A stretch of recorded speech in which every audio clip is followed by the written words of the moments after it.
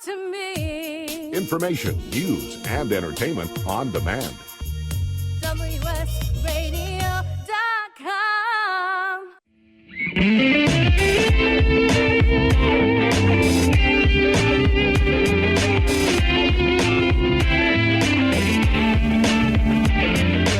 Welcome to The Changing Stage, music gear talk from the manufacturers and musicians who define the biz. Here's your host, Florentino Buenaventura.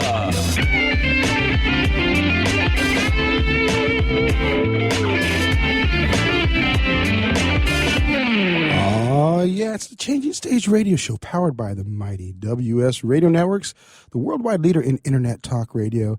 We are brought to you by Pitbull Audio at pitbullaudio.com. They're a great company down in National City here in San Diego, but they can be reached all over the world. They have all the great gear. They have all the things that you want, all the toys, and they just want you to play it loud. And, of course, we've got our good friends at SIR-USA, where most of the people that we have on the show actually have used them once in a while. And I would imagine our incredible guest here that is here in San Diego is a master engineer. He also has his own studio.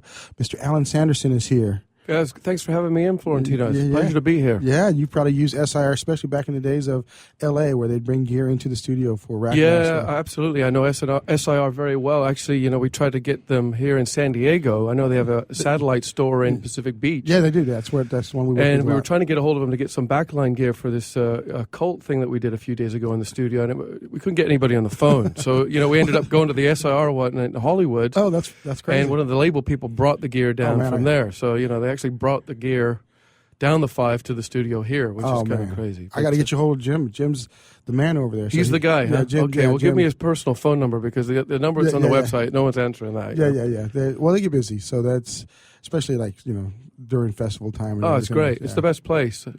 For getting any gear for the studio, I highly recommend it. Yeah, definitely. So speaking of that, Alan, you you just have a list of different things that you've done. You've worked with incredible people. You just had the Cult in your studio here yesterday. You've had Chris Cornell. I mean, it's amazing the talent that you work with here. And then you've got a video that or kind of like a webisode or TV sode on the internet where you show some of these incredible bands. I'd like to start in the beginning of this. Where did the passion for music, and was that always an engineering passion, or was it, obviously you're probably a musician like the rest of us starting this game. Sure. Tell us about the beginning, man. Well, I mean, I started listening to orchestral records when I was a kid growing up in England. I was 8, 9 years old. I used to listen to all these John Williams soundtracks. And, wow. And I was just fascinated by the sound and how that sound was created. And then I actually discovered like everybody tells you the same story probably. I discovered an old Beatles album in my parents' closet and started listening with to the that. Beatles, right? Yeah, everybody starts with the Beatles, kids right now. That's it. You've heard this story a million times. But I remember hearing the record and just wondering how I was so moved by the sound and everything that was going on. I just wanted to learn more about how it was created. And they actually defined a lot of the techniques we use today. George Martin and his crew would it's really fascinating. I mean, as an 8-year-old kid listening to that for the first time, growing up in England, I really, I didn't really know what to think about it, but as I discovered more and more things as I got older, it's really incredible how all that came together. To this day, a lot of my principles kind of in recording is trying to capture that moment that I heard when I was 8 years old with whoever it may be. So that's awesome that you really started off as an engineer looking at it from those terms versus, let me do this while I try to get my rock and roll superstar, guitar, singer, bass player, dreams happening. Well, I didn't really know. I just knew I wanted to figure out how that was done. I wanted to learn. And, I moved to the States here in the early 80s with my family. And I wanted to, I wanted to get through school, and I just wanted to kind of get into it. And I started playing music like everybody does. I was one of those knucklehead guys with a mullet and the guitar, the guitar center. Sometime. You know what I mean, right? And playing with other guys and trying to do playing Rush songs and all that stuff. And realized when I moved to Los Angeles in my early 20s, I kind of got out of that whole music thing and realized I wanted to be on the other side of the glass, because to me that was the exciting piece. it was really exciting for me. The first time I ever walked in a studio with all the stuff set up, I'll remember I was just blown away. I want to go back to your Rush thing, because this is a funny little anecdote that I heard. We do a lot of work with UCSD, and I'll give a shout out to Brian Ross over there. I was talking to Brian. He said one of the groups that they all came to terms with is they wanted like a Rush tribute band over there, which is really weird. It's like Rush, out of all the groups from back then, that's what they want at the college, but that's what they do. Yeah, so I believe it. You were already way ahead of your time. yeah, that's great stuff. I haven't listened to a Rush record since the 80s, but I can still appreciate it. Yeah. So, hey, man, it's come back around. But so you came here, you were listening, you wanted to be on the other side of the glass.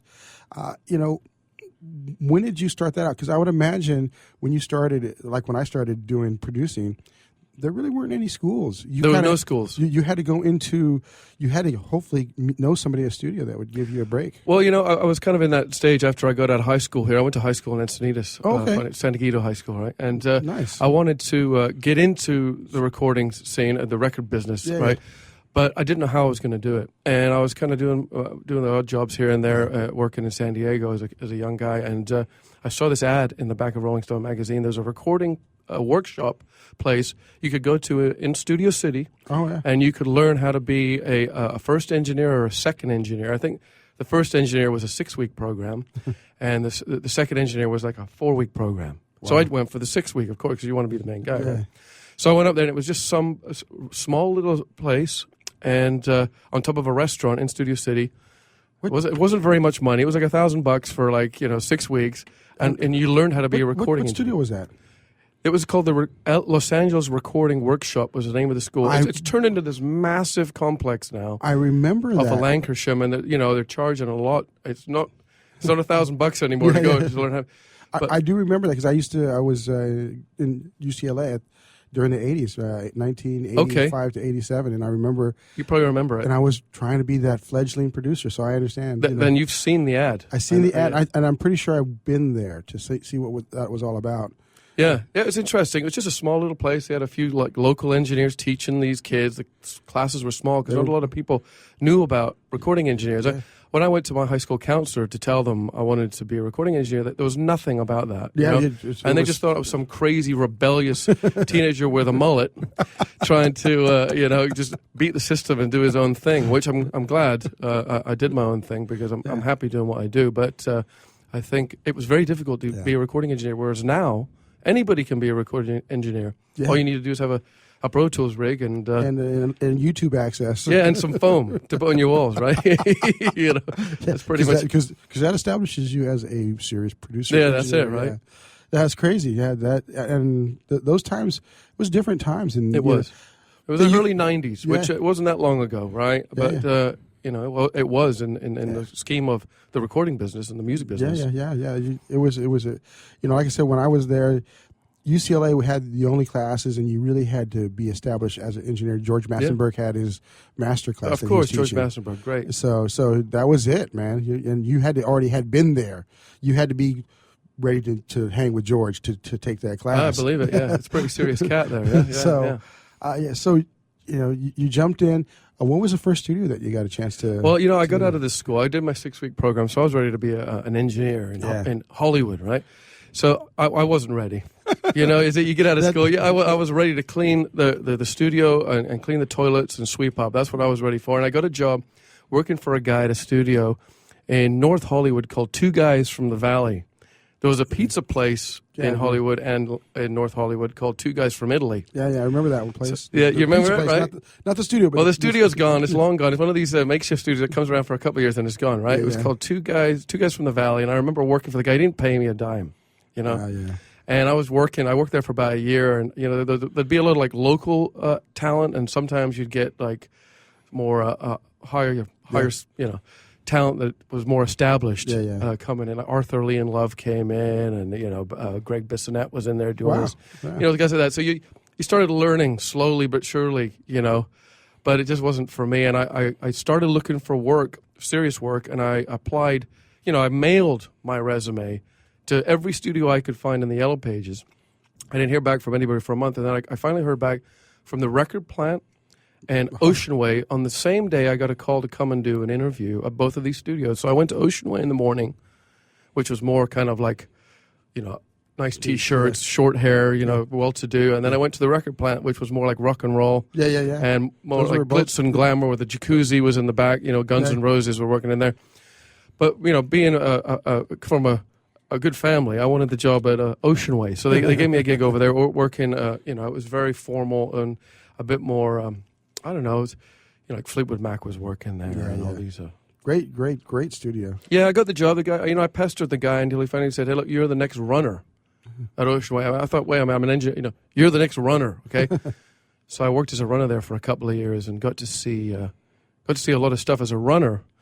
And the 2-year period, which is usually the grooming phase to be a Los Angeles recording engineer, was up. I got offered the job to work with Fleetwood Mac finally, and I ended up on that session for about 2.5 years. And basically kind of learned from working with Fleetwood Mac how to make records. The record I worked on was when Dave Mason was in the band. Oh, and, he's coming to town, by the way. He's going to be at the Music Box. Yeah, he plays down there quite a bit. I know he likes visiting some of these fancy restaurants downtown. But it was Dave Mason and Becca Bramlett were singing. Stevie Nicks and Lindsey Buckingham weren't in the band at the time. Wow, okay. But we spent 2 years on that album. And then Lindsey Buckingham came in and did his album. And that was another year or half a year. Now, were you I was assisting a guy who was the main engineer, a Scottish guy. Okay. Funny, my mother and father are from Scotland. Yeah. So I had this kind of rapport with this guy because he was Scottish, and he took me in as his assistant, and I kind of learned how to be a recording engineer throughout that whole period of Fleetwood Mac being at Ocean Way. Yeah. Which was great. That's a signal that it's commercial time. Okay. So it goes quick, right? It does go quick, yeah. We haven't even get me talking. We barely got to. We're gonna have you here for a couple hours at some point. This has been the Changing Stage radio show powered by the mighty WS Radio Networks, the worldwide leader in internet talk radio. With Alan Sanderson, take over. We'll be right back in a few short minutes. Thank you, SIR at SIR-USA. You guys rock. Are you serious about your music? Are you ready to run with the big dogs? The experts at Pitbull Audio have the gear to get you into the game. From leading manufacturers like Mesa Boogie, Fender, Pioneer, and American Audio. To sound your best, you need the best. Pitbull Audio can deliver in rehearsal, on stage, and into the big time. Dropping beats, shredding guitar, or making the crowd roar. Whatever you dream, Pitbull Audio can help make it happen. We are Pitbull Audio. We want you to play it loud. PitbullAudio.com. Thank you for listening to WS Radio. Improve your business and your life with useful information from experts and thought leaders. WS Radio is radio with ROI. You may have heard me brag about Progressive Medical Center and just how much they've helped me with my health. And Dr. Goley, one thing that you've helped so many people with is migraines. Unfortunately, there are millions and millions of Americans who are suffering with migraines and headaches, and they're debilitating because it affects the quality of their life, and they cannot function properly. At Progressive, we get to the root cause because we understand that migraines could be caused by nutritional deficiencies, hormonal imbalances, believe it or not, delayed food sensitivities. And once we determine what the real reason is, we put a plan of action together with medication that we get them off slowly, and we put them on an all-natural approach, and the results are amazing. Incredible. I mean, there's so many people that can say they don't live their lives with migraines anymore thanks to Progressive Medical Center. And that's what's exciting and rewarding to us as physicians, because we help our patients take control of their health, and that's why they're living well. Why don't you get a hold of Progressive Medical Center today? Don't live in pain. Don't have migraines anymore. Just go to their website, progressivemedicalcenter.com. This is your life. Live it well. In the military, things can change in an instant. The Navy Mutual Aid Association, we understand because it's our life too. That's why our dedication to serving the life insurance needs of our military veterans and their families is unrivaled. Navy Mutual offers superior life insurance protection without military service restrictions and limitations. A single focus on providing the peace of mind military families are looking for. That's what we do. Navy Mutual, insuring those who serve. Call 800-628-6011 or go to NavyMutual.org. Hi, this is Rob Barnett, CEO and founder of VinVillage.com and the Wine and Dine Show on VinVillage Radio. Do you have a wine, event, product, or service to promote? Then contact VinVillage.com to reach thousands of wine lovers across the country. VinVillage connects like-minded wine enthusiasts with unique and exclusive wines, events, products, and services. To learn more, contact us on VinVillage.com. VinVillage is where wine lovers connect. Hi, this is Rob Barnett, VinVillage.com, where wine lovers connect. Be sure to tune in weekly to Vin Village Radio for exclusive, in-depth interviews with the who's who in wine and food. Talk to me. Information, news, and entertainment on demand. WSRadio.com.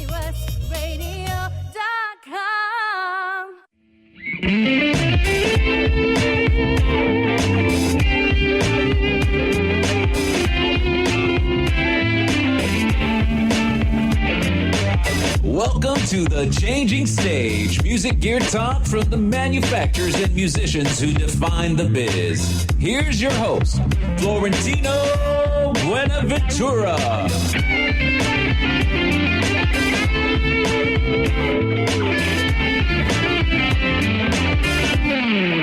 We are back for the second segment of the Changing Stage radio show, powered by the mighty WS Radio Networks, the worldwide leader in Internet Talk Radio.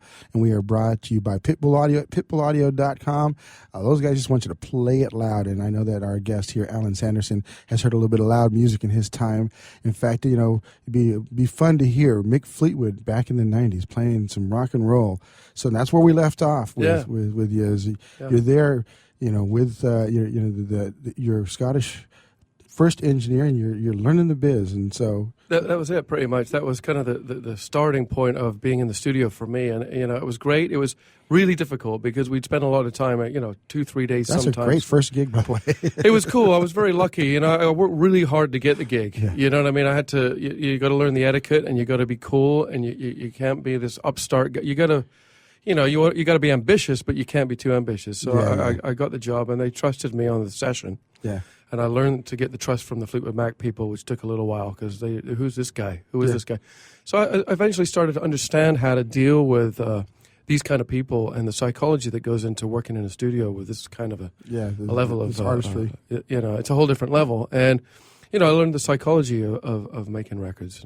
And that's an important thing. I think a lot of our listeners are young listeners, tons of engineers that are trying to figure out how to get a job. Now all these schools are out there. In fact, I'm on the curriculum board for Mueller College. Okay. And that's the first thing is, how are these kids going to get a job, man? You're putting them through this recording program. Where are they going to go work? Well, that's it. That whole kind of business model of starting out cleaning toilets and working your way up through the food chain is kind of obsolete now. You just kind of have to start out on your own. And sure, that job is still available, but it's a very coveted job, and it's difficult to get. And even moving on from the runner position to an engineer in Los Angeles is really difficult. Well, the psychology pieces, I kind of want to jump back in. I think that's a key thing because they don't teach that. No, they don't. That's more of a producer's position, but as the engineer and the level that you were working at, that's a requirement. You have to understand the psychology of an artist. And absolutely. That's one of the most important things I keep telling people. It's not the microphones or the gear, or what kind of recording console you have, because I think 90% of being in the studio is about the psychology of what's going on in the room. I really believe that, and that's how you capture a great performance. And working with guys like Fleetwood Mac, and eventually after that, after I was done with that job, they kind of the studio management realized that, as a staff engineer, that I could handle these types of high-profile sessions. So I started working with a producer by the name of Don Was, who Don, in the 90s was kind of at the pinnacle of his career. And, he was getting asked to produce like the Rolling Stones, and which is another artist I got to work with, which, definitely threw me in a tailspin, because I thought that working with Fleetwood Mac was difficult. And going on to work with the Rolling Stones for 6 or 7 months as kind of as the staff guy on that session, and eventually kind of picking up a lot of the engineering, because a lot of guys were dropping like flies on these sessions. Yeah, because that's a tough one. It was a tough one, but being a 27-year-old guy and being hungry and realizing what an amazing experience this was, I kind of kept going. And I kept telling people, I'm quitting, I'm done, I just can't handle this. But you can't quit, you got to keep going. And I made it to the very end, but and in retrospect, I'm really glad that I stayed on it, because it taught me so much about capturing performances. And I mean, these guys started it. These guys are the ones who made it all happen. Yeah, the guy said to me before the session, one of the main guys, he says, you're going to understand rock and roll when the session's done. And, whatever. Yeah, okay, whatever. Yeah, he says, you're going to be going on some long walks when you're done with the session. And I'm, whatever.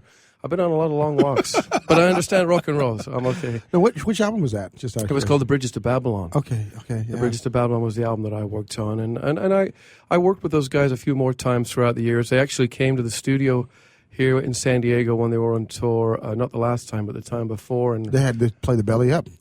Yeah, I missed a lot of that stuff because I was too busy with the studio over here now. But before they came, I think it was in 2006, and they did some recording with Toots and the Maytals. It was at least Keith did. Okay. And I'd done some work in 2009 with Keith on some stuff. So I kind of kept in touch. You got a fan over here because he's just finished Keith's album. Yeah, just finished the book, Life. Oh, great, yeah. It was great. I said album book. I'm thinking book, yeah. Yeah, it's a great book. I haven't read much bits and pieces of it. I did the audio book. You just pop it in your ears. And just go on a drive. It's awesome. I'm sure it would be a long drive. It was. Keith says in the beginning that, he slept on average like 10 hours a week or something for like 30 years. So he's like, I lived a lot more life than most other people, and I remember all of it. Well, yeah, I remember the 6 months I was working with him. I didn't sleep very much. Yeah. But, being the engineer guy, you had to be, the normal recording session back in those days, you'd go through about 30, 40 reels of tape with what the record company would allot the artist. But with these guys, we went through like 800 and something reels of analog tape. And I, being the guy, I had to. That's where your $1 million recording budgets goes. Well, I think they spent a couple of $1 million on the record, but I mean, it was kind of like one of those things where they would make it back within like a few days on the tour. I can imagine. Yeah. But I had to keep track of where all the takes were, and I had to be able to access the takes really fast, and I had to capture everything. And I don't know if the listeners right now are understanding 2-inch tape and archiving. Yeah, probably not. We're going off a making little sure bit that it has environmental control. That was all crazy times back then. Yeah, it was pretty crazy. It was. They still were kind of recording like they were in the 70s. Yeah. So. Well, a lot of people want to go back to that. They really like that, the analog sound. I'm kind of, I guess I'm a pop guy, so I'm okay without the analog sound, though it does. Use plugins to kind of warm it up, but it was definitely cool. There. Yeah, that was 97 was the album when we recorded the album, and that was around the time when things started to kind of change a little bit with recording mediums, where the analog tape thing was starting to be phased out, and the digital recording was kind of being phased in. At Pro Tools, I don't want to just pigeonhole one DAW, but which Pro Tools seems to be the industry standard. Yeah. That's here in the U.S., right? In the U.S., I think more Logic in Europe and. Is that now? I thought it was still Samplitude, but I don't know. It could be. I think Logic was starting to kind of come together over there, and Pro Tools was more a U.S. thing. But it was Sound Tools when it first started. It was like a 2-track editing system. Yeah. And it was 97, 98 when it started kind of rolling around, and by like 2000, 2001, it had really changed. I mean, I remember some producer guy saying, I never even want to see an analog tape machine in my studio ever again, Well, I remember the Mitsubishi 32-track digitals where they had the half-inch tape. That's right, the X850. And then they got really fancy with the Waveframe with a 4-track computer-based digital recording. There's like this revolution. Those were like $100,000 or something like that. Yeah. Well, I'll tell you, the 3348, which was the last digital tape machine, was a $1 million tape machine. Was that the Sony one? It was a Sony. It was called a Dash machine. Right? I remember that. Yeah. And I think you couldn't give them away now. These machines. It was a $500,000, $1 million tape machine. Yeah. You couldn't give it away now. No. So that it was difficult for a lot of engineer guys too that had been doing it since the 60s and 70s around that time, because they'd been using tape for so long. All of a sudden they had to adjust to using this Pro Tools technology. They had the razor blades for 2 different reasons at that point. That's an art. It's a dying art. If you cut tape now, whoa, this guy's amazing, but. It's kind of a thing of the past, and a lot of these older guys had to learn Pro Tools really quickly, and even a guy like myself who'd learned on tape, I had to learn Pro Tools, or I'm done. And they had a lot of these Pro Tools guys that would show up at the studio in the late 90s, early 2000s, that would show up with these huge racks, and they were like these wizards, these guys behind the curtain, who were making all this magic happen because they'd taken the time to learn Pro Tools, and all these other engineer guys were kind of sitting around waiting for the Pro Tools guy, So now, and I'm sure Brian's told you have to be an engineer and a Pro Tools guy. There's not just the Pro Tools guy anymore. You got to be both. You got to be able to do everything. In fact, you've got to be able to handle a session, run Pro Tools, and get a sound, and all the stuff, because the budgets to have all these characters on a session they've dried up. You don't have 5 guys working on a record anymore. It's one guy, maybe 2. One of the things Keith was lamenting about in the book is now with the Pro Tools, like everything is, you have like 60 tracks of everything. And everything is mixed, and he's kind of saying, they started out just everyone in a room playing together, making one sound, That's and just capture it. And that's kind of lost. What do you think about that? Do you like having, that level of control with multi-tracking, or is there more kind of a beauty of capturing everything together? I think you have to use Pro Tools as a tape machine. If you have that tape background and you capture an artist, I totally agree with what he's saying, because I know for a fact that they went in and did the live thing, and some guy went in and Pro Tooled it, and the next day they came in and listened to it, and I remember they were like looking at themselves like, what's going on here? This is not, It's not what we did. This isn't we don't do this. So you have to kind of use Pro Tools, and you have to be very conservative with it to some degree with your editing. You capture the performance, and it's so easy to capture stuff with Pro Tools, and you manipulate it only so much. I mean, if the band's terrible, you have to do a lot of editing, or you just don't record them. Or, that's probably the one. Don't record them. Well, if the band's amazing, like the band that was in the other night, the Cult came in. I mean, these guys are an amazing band, right? They've been doing this for years, and they came in and laid it down. And you don't need to Pro Tool anything, because it's right there. And I can imagine with the Stones, it's exactly the same. You capture it, and here it is. It's great. If you need to fix something, then fix it, but don't fix it because you're in Pro Tools. Yeah. You know what I mean? You don't have to prove anything. I think it's kind of like the musicians when they first start out. Your whole ambition is to play every note that you know and every scale that you know in concert. Yeah. So I would imagine, especially with Pro Tools, like those guys where I wanted just to manipulate everything and show, hey, I can take this from here and put it there, because you couldn't do that multi-tracking with a 2-track at that time. No, you couldn't. It was very limited to what you could actually do. Yeah, so it's amazing how times have changed. There's a little bit of a renaissance to come back to, the analog stuff. There's the music. Hey, we got the commercial break here.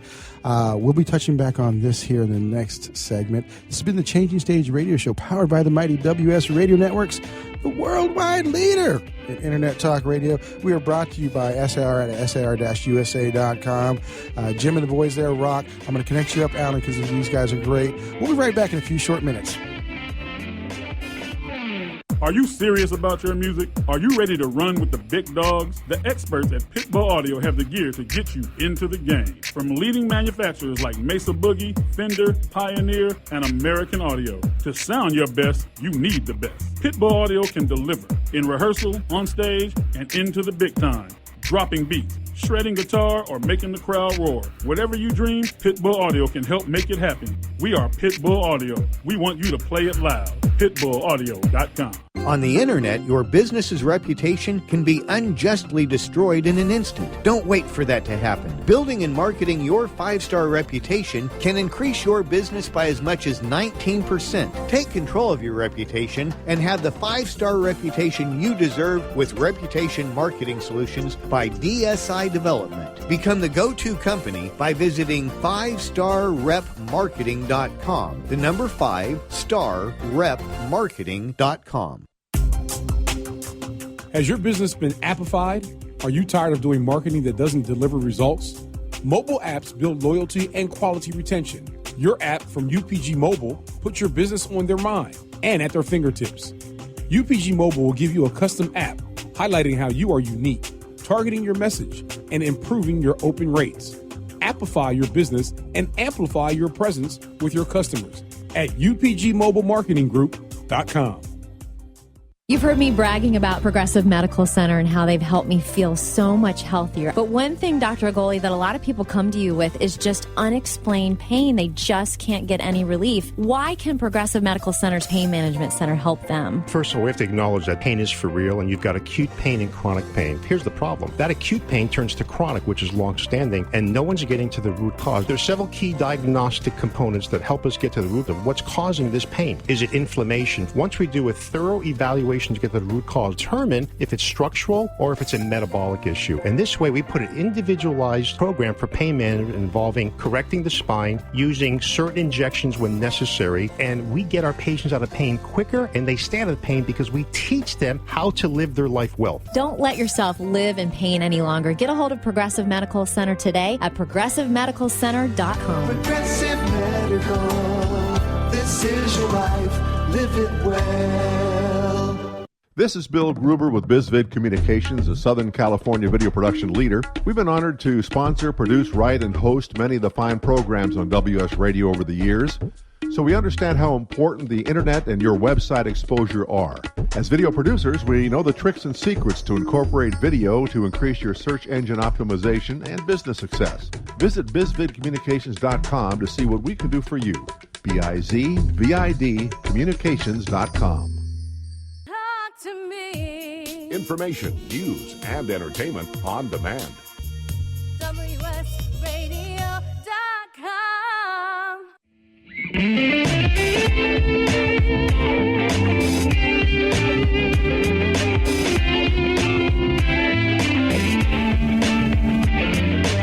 Welcome to the Changing Stage, music gear talk from the manufacturers and musicians who define the biz. Here's your host, Florentino Buenaventura.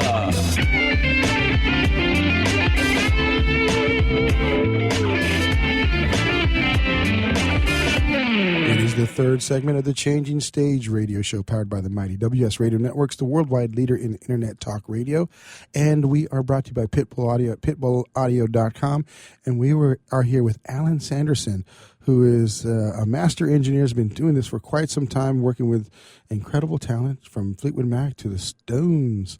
And we're talking tech and all this other fun stuff. So. Yeah. So, Alan, let's kind of get a little bit of a list. I mean, not to put, make it a bio, but who are some of the other people that you've worked with? Well, I work with such a variety of people all over the place, and most of the more well-known people were when I was in Los Angeles. Yeah. Everybody's well-known that I work with. I think I treat everybody the same. I say. Everybody's after the same thing when they come into the studio. But being in Los Angeles, working at that studio was such a learning experience for me, and working with all these different varieties of people. I mean, the Fleetwood Mac guys, the Stones, and I spent a little time with Brian Schubel, actually, who was the guy that referred me to the show on the Elton John sessions. We did that together for the songs from the West Coast.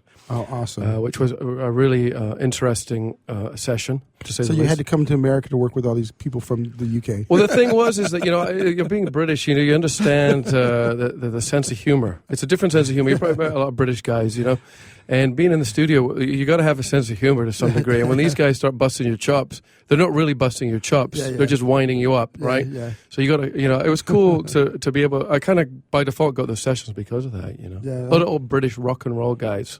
Yeah.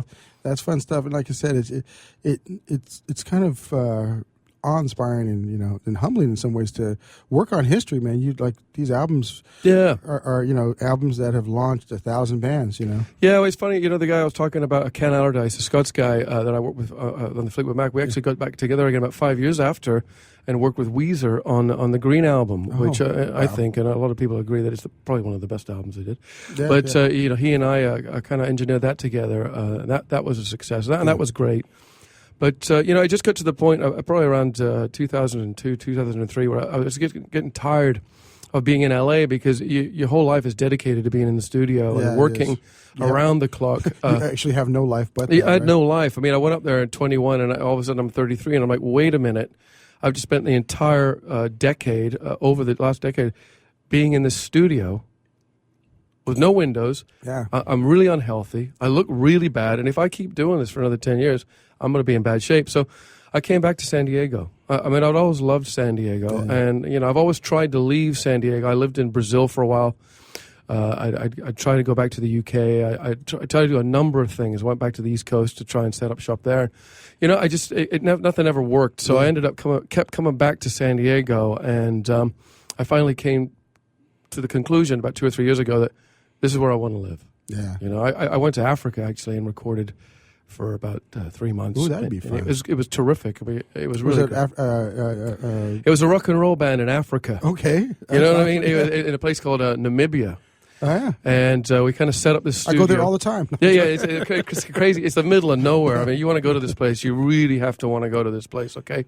But we set up shop in this small town in the middle of nowhere and created this album. And I realized at that point how important community is and how important friends and family are. Yeah. And I came back to San Diego, and I made a huge mistake. I went back to LA thinking I was going to get back into LA, and then I realized within a week, that I wanted to come back to San Diego, and just started looking desperately for a studio in San Diego. And as fate has it, this studio by the beach in North PB, which I now have inherited. Yes. Is, and let's give a shout out to the URL. Yeah, Pacific Beat Recording is what it's called. Yeah. And the guy that had it before, actually, who was a Brazilian guy, had to go back to Brazil, and he had the name. And I asked him, I said, look, I love the name. Can I take the name? So he just gave it to me. He said, yeah, just keep the good vibes going. Here's the name. And, he'd been in there, and he was just kind of doing his thing. And I just said, this is a perfect opportunity to finally have a great studio in San Diego. Because San Diego's always been this kind of sleepy little town south of Los Angeles, and everybody that comes through it, if they come through it, they never really give it the credibility that it deserves. And this is a beautiful place, and it's paradise, okay? Yeah.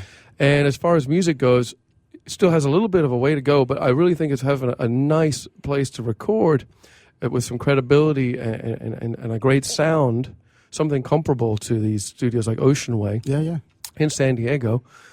We're slowly getting there, and I really feel it is getting there. It has a little bit of a way to go still, but, man, it's a studio by the beach in San Diego, and it sounds great. Come on. And I think you touch on something that's big, and we've kind of talked a little bit about tech, but I didn't want to necessarily make this about that, because you hit the human element, and that's something that you can't put a price tag on that, because it's all about this art that we're doing, and you want to feel, creative in an environment. So, if you look at some of the studios that have made these incredible records, like I went, when I was in Memphis, I took the tour of the Sun Records, and great studio. And, there's a lot of great character. And they're still cutting records there. Yeah. They're not using the most advanced technology. No. But they're still getting that sound, and there's a vibe, there's this whole thing. And I think that's what I've heard. So I'm going to give a shout out to Greg and Sean and all those guys in Bandolier. Yeah, great band. I love that band. It's the first time I actually heard about you in the studio here. And, man, they were just, all they were doing was raving about how comfortable it is. And those guys are, they're all about the art. So absolutely. And I think that those recordings are coming out really well, because it's about creating a nice vibe and an atmosphere in there. And they're talented guys, and they have a goal, they have a sound, which is important, right? Yeah. But I think I really keep kind of joking with everybody that the most important thing in the studio is not the mics or the gear, but it's having a nice place to sit. The couch is the most important thing in the studio. It really is. You're right? Because if you're not comfortable, you're not going to be creative. Forget it. The mics don't matter. None of that stuff matters. But as we say that, what are some of the what's kind of the gear that you're kind of driving towards? I mean, you mentioned you're an Apple guy, so that's well, I tell you, I really learned something a few years back. It must have been 2009. I got called. A guy called me, actually. A guy, Steve Churchill is his name, who I do some engineering with at the studio. He's one of these guys that I've been working with for a long time, and he does these 91X sessions. He referred me to a gig that he can do. Switchfoot was the name of the band. Oh yeah. And the recording was drums and bass in their makeshift studio off Palomar Airport Road. It was a rehearsal studio. And I walked in, and there was no console. It was like a table with a Pro Tools rig and some mic pre's. And I had to go in there and get drum sounds. And I was like, there's no way I'm going to be able to do this, because there's no console. There's none of this fancy stuff that we're all used to seeing in studios. But I had to make it happen. Yeah. So I made it happen. And, the album went on to have some success for the band. And everybody that was involved got a little bit of success out of it. And I was on it for a few weeks, But I'll take it. I'll take the success. And I learned at that point, though, it was a very, very valuable learning experience, is that you don't need a lot of gear. So I structured the studio in a way that had just minimal mic pre's. The main part of the studio was the computer, Pro Tools, and the converter, with some really good Class A quality mic pre's, some good mics, a very simplistic signal chain, cut mic cable, mic pre goes into the computer. And great monitors and a great space to be able to capture it with some great couches. That was really it. You know what I mean? It was a huge learning experience. I mean, if an album that they did can go on and have that much success with very little technology involved into making it, then why can't we be doing that? And all these guys are these home studios. It's basically kind of a stripped down setup of what these things I've been talking about are. And some of these guys are actually getting really good results. You don't need an 80 input console anymore with Neve stuff. It's nice to have. Yeah. Don't get me wrong, if you've got the dough. Yeah. But you don't really need that to make a great record. And I think that's important because there were some of the records that came out back in the day. Even before all this came out, you listen to the quality and like, where was that recorded? Is that really? Well, it'll take Madonna. She recorded "Get Into the Groove" with a SM58 microphone. Well, yeah, the SM58 and the SM7. Michael Jackson Thriller SM7. Yeah. When I worked with the Stones guys, Jagger was using the SM7. I mean, this is a $350 mic. Yeah, it's not. And nobody really knows about it because they get turned on to these really expensive tube mics. You got to have a really expensive tube mic to get a great vocalist. No, you don't. You need to have a great vocalist. Yeah. That usually works out. That and a good mic pre. A great vocalist, a great mic pre. You're set. That's it. I mean, even you don't even have to have a great mic pre.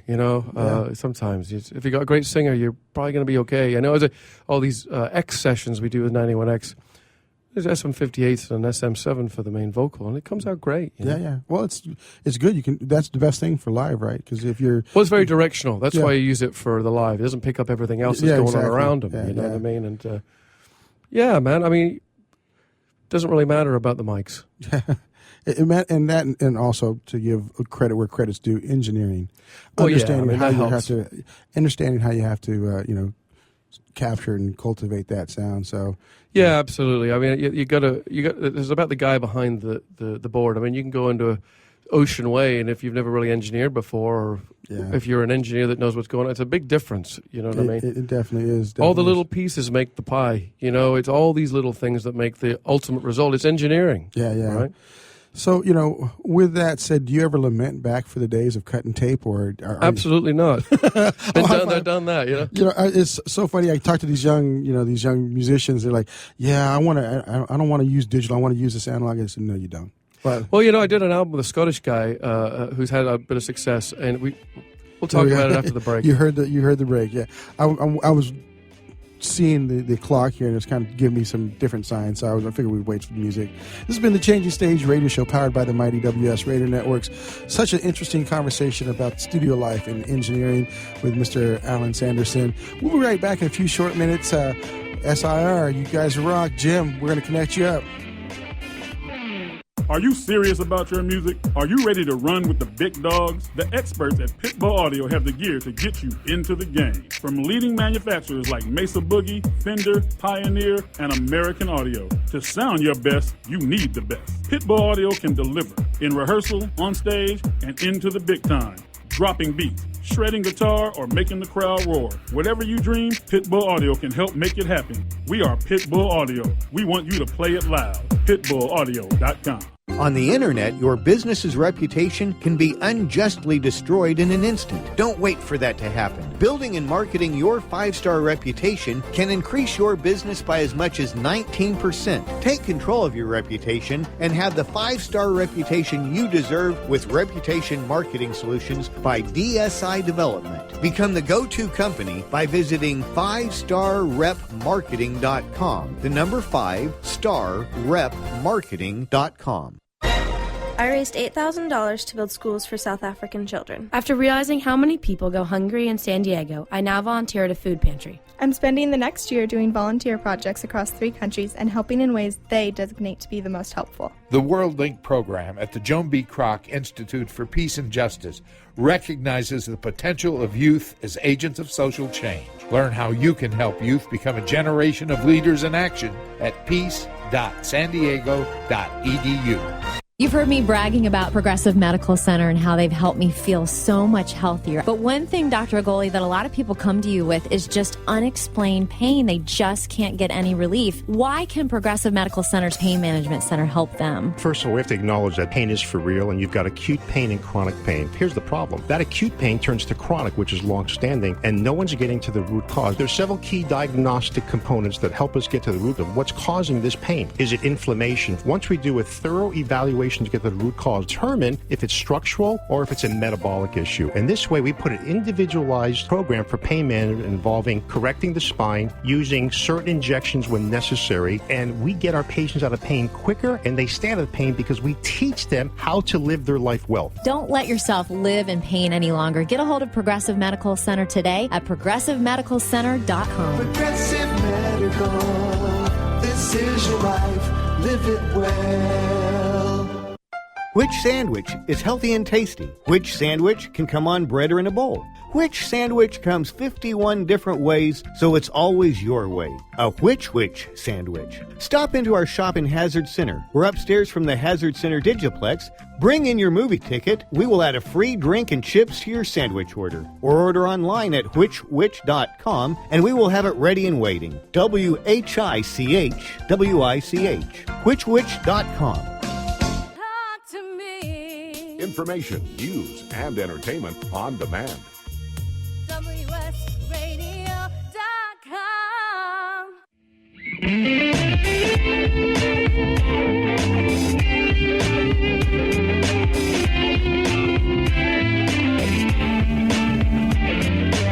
Welcome to the Changing Stage, music gear talk from the manufacturers and musicians who define the biz. Here's your host, Florentino Buenaventura.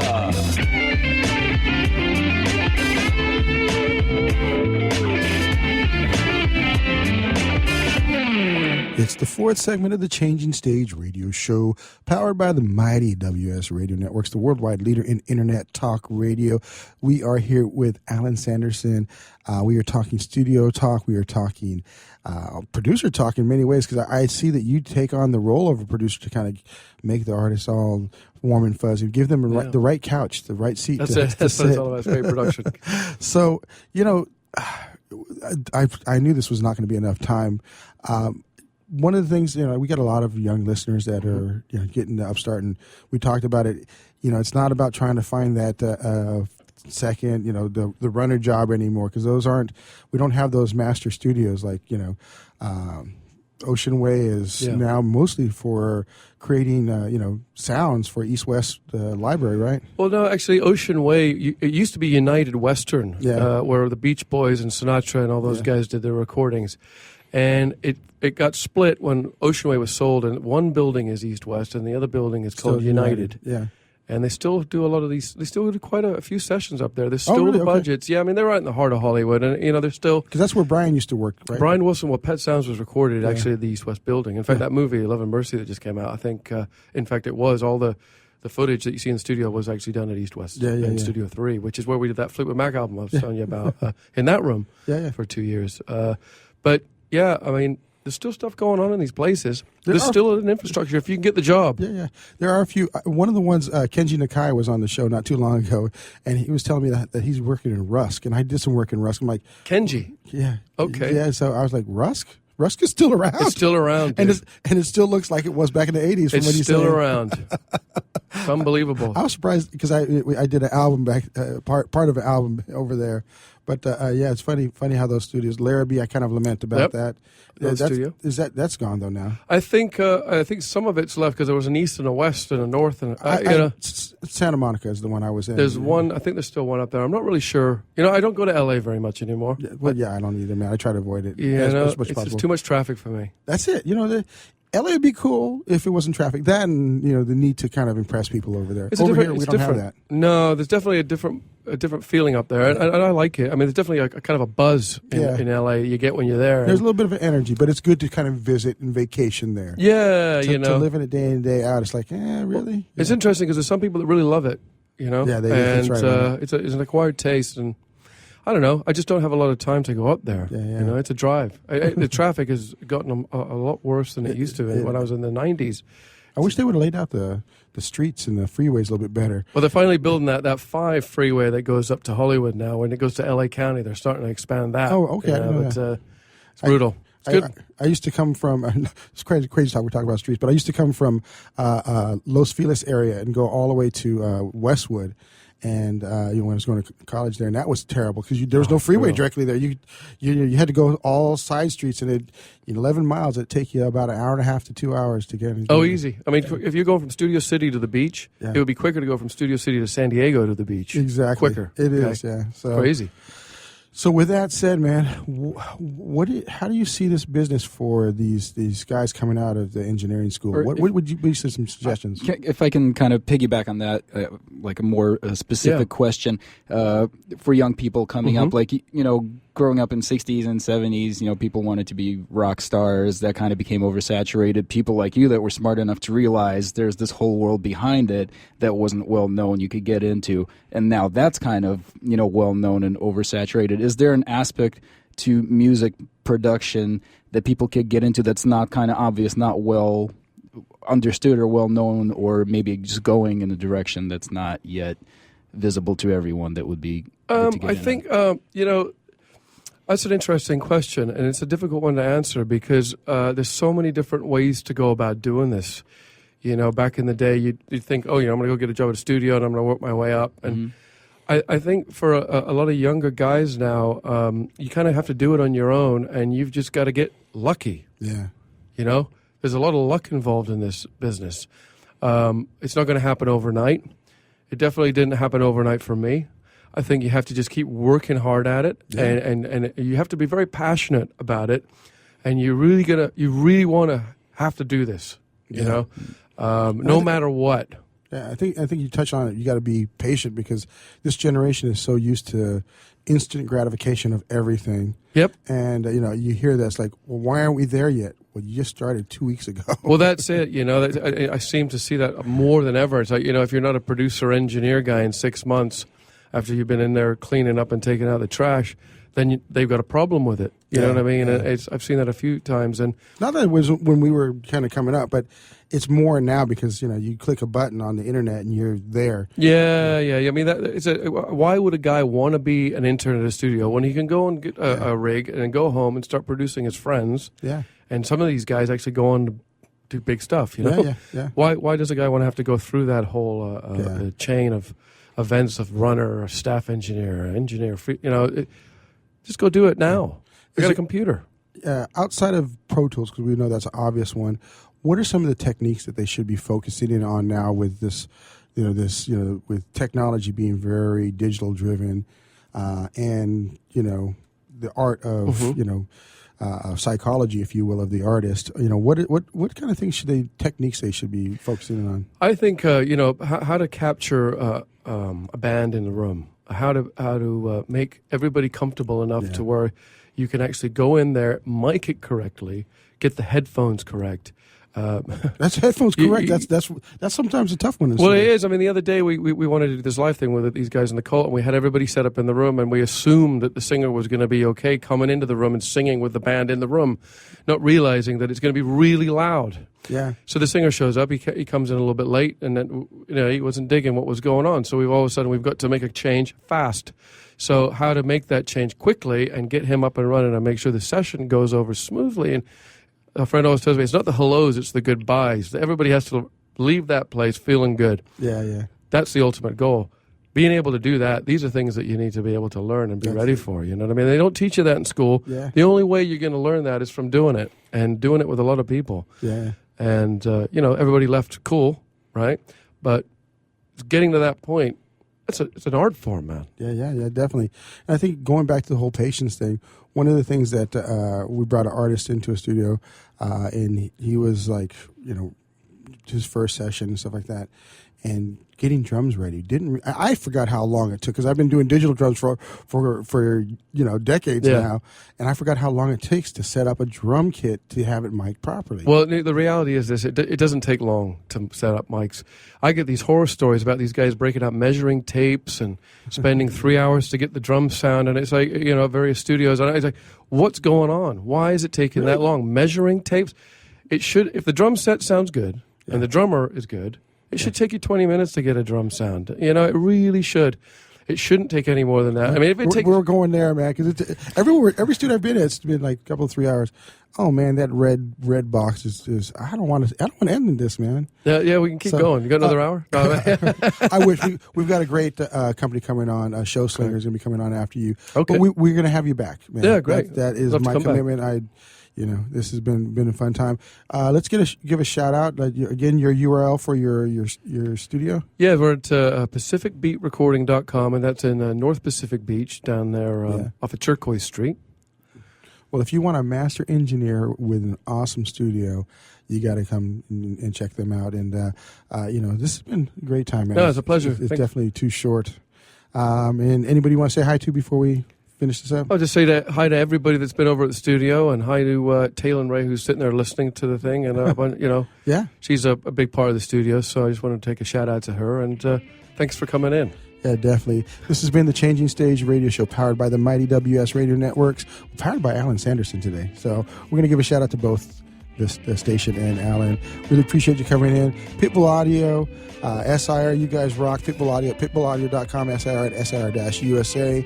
Stay tuned. We actually have a second hour here today of the Changing Stage radio show, and we'll be right back. Are you serious about your music? Are you ready to run with the big dogs? The experts at Pitbull Audio have the gear to get you into the game. From leading manufacturers like Mesa Boogie, Fender, Pioneer, and American Audio. To sound your best, you need the best. Pitbull Audio can deliver in rehearsal, on stage, and into the big time. Dropping beats, shredding guitar, or making the crowd roar. Whatever you dream, Pitbull Audio can help make it happen. We are Pitbull Audio. We want you to play it loud. PitbullAudio.com. Progressive Medical. Hey, this is Heidi Rue, and Progressive Medical Center has literally changed my life and my health, but I'm not the only one. Adele suffered from bone deterioration, bone overgrowth, profound muscle discomfort, physical exhaustion, and mental fog. In fact, the bone deterioration becomes so serious that she had to have back surgery. Well, after the surgery, she still didn't feel well, and so that's when she heard about Progressive Medical Center. Progressive Medical Center discovered that her adrenals weren't working properly, her hormones were out of whack, and the drugs she had been taking were doing more harm than good. Adele came into Progressive Medical Center in a walker, physically and mentally exhausted. But now she's a world traveler. She hikes and walks several miles a day, and it's all thanks to Progressive Medical Center. 770-676-6000. 770-676-6000. Progressive Medical. This is your life. Live it well. Take a break from politics. Tune in and learn something. WS Radio shows are worth your time and are filled with tips and advice. Add us to your lunch routine, and we'll give you a meal for your mind. Do you want to be a professional coach? Are you in business trying to make a real difference with people you manage or work with? Have you started a coaching practice that isn't quite getting off the ground? Get the skills you need to be a successful coach today with the Coaches Training Program from Accomplishment Coaching. The Coaches Training Program will show you how to help others focus and be more fulfilled. Whether you want to improve your company's bottom line or create a thriving coaching practice, Accomplishment Coaching can give you the distinctions and practices you need to coach others effectively today. Accomplishment Coaching has spent 6 years developing a cutting-edge coaches training program that will have you ready to coach people professionally in just 12 months, and you don't have to take time off work to do it. To find out more about the Coaches Training Program, just call 1-888-548-6813. That's 1-888-548-6813. Hi, this is Rob Barnett, VinVillage.com, where wine lovers connect. Be sure to tune in weekly to Vin Village Radio for exclusive, in-depth interviews with the who's who in wine and food.